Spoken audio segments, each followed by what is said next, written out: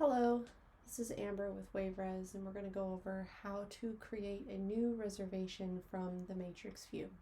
So first you would navigate from your home screen to the matrix view tab by clicking the tab below. This is going to take you to your matrix view where you can see all that's available. Everything in green would be available. This would be past booking in gray.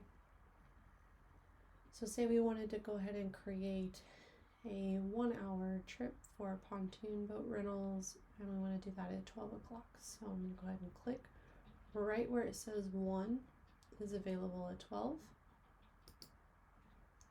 And that's going to skip the basic information, which is what selects the date and time, and move directly, since we did from the matrix, we've already selected a date and time, to the ticket option screen.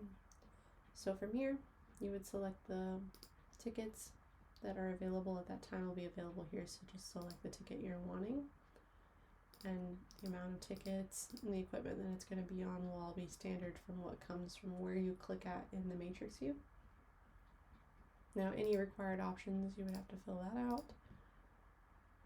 Any comments, if you want to make comments on it here, you can do that and click next.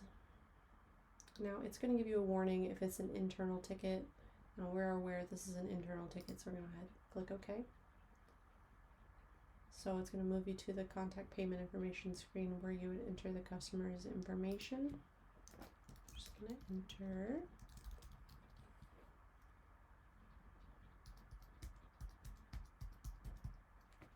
information here. Now you can do walk-up if you want. It will change all that information to walk-up and deselect the send text confirmation, send email confirmation. You can also search for previous customers here, as well as apply any promo codes. And we're not going to do any of that today, but if you did, you would just click the promo code and click apply. Now send text confirmation sends a text confirmation following the reservation creation, or send email confirmation sends an email following the booking creation. Now you would have to enter an email there for that to work, and everything else that doesn't have an asterisk is optional, so you don't have to enter email, address, city, state, zip code, anything like that if you do not want to. However, the first, last name, and phone number is required, but you can put the walk-up phone number in here. And then you would select your payment option.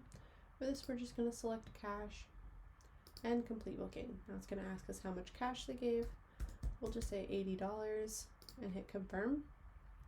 Now this will transaction total, customer gave $80, and then it will give you the change. So you can give the change back to them and click OK to complete the booking.